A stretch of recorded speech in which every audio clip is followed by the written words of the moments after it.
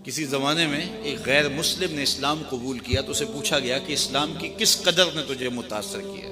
तो वो बोला कि सीरत का सिर्फ एक वाक़या मेरी हिदायत का सबब बन गया। क्या हुआ? कहा मजलिस रसूल सल्लल्लाहु अलैहि वसल्लम लगी थी, लोगों का हुजूम था। एक शख्स ने अर्ज़ की हुजूर मेरे लिए दुआ कर दीजिए, मेरा बच्चा कई दिनों से गुम है, मिल नहीं रहा, मिल जाए। कबल इससे कि हुजूर के हाथ उठते और इजाबत के सारे दर खुल जाते। एक शख्स मजलिस में मौजूद था, खड़ा हो गया, हुजूर मैं अभी अभी फलां बाग के करीब से गुजर के आया हूँ और मैं इसके बच्चे को जानता हूँ, वहाँ मैंने बच्चों के साथ खेलते हुए देखा। बाप ने जब सुना कि मेरा बच्चा फलां बाग में है तो उसने दौड़ लगा दी, फरमाया से बुलाओ। बुलाया गया, बहुत जल्दी है जी हुजूर, आप जानते हैं एक बाप के जज्बात क्या होते।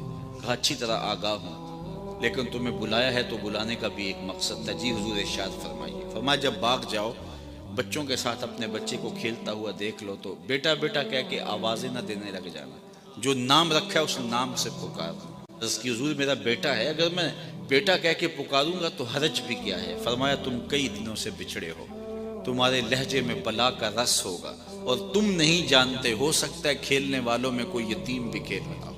और जब तुम अपने बेटे को बेटा कह के पुकारोगे, इतना मीठा लहजा होगा तो उसके दिल पे चोट लगेगी, काश आज मेरा बाप होता तो मुझे भी बेटा कह के पुकार। कहा ये शौक घर जाके पूरा कर दे। कोई लाओ तो सही कायनात में ऐसा। बेवा के सामने अपनी बीवी से प्यार करने से रोका गया, ये शरीयत वैज़ा का मिजाज है। गरीब के सामने अपनी दौलत की नुमाइश करने से मना किया गया, बल्कि मेरे हुजूर ने यहाँ तक फरमाया अपने गोश्त की खुशबू से गरीब हमसाए को तकलीफ न दो, या तो थोड़ा सा पानी ज्यादा डाल लो और शोरबे की एक प्याली हमसायों के घर भी भेज दो। और अगर ऐसा नहीं कर सकते तो ऐसे जाविये में खाना पकाओ कि उसके बच्चों तक महक ना पहुंचे। बच्चे बच्चे होते हैं, जिद कर बैठे तो वो मजदूर कैसे जिद पूरी करेगा? उन बिलखते बच्चों के आंसू कौन पूछेगा? तो कहा हुजूर की सीरत के इस वाक़या ने कि यतीम के सामने अपने बच्चे से भी प्यार नहीं करना और उसको भी जो है वो बेटा कह के आवाज़ दे देनी, इसने मुझे बताया कि कितनी नज़ाकत कल्बिया का लिहाज रखने वाले हुजूर हैं।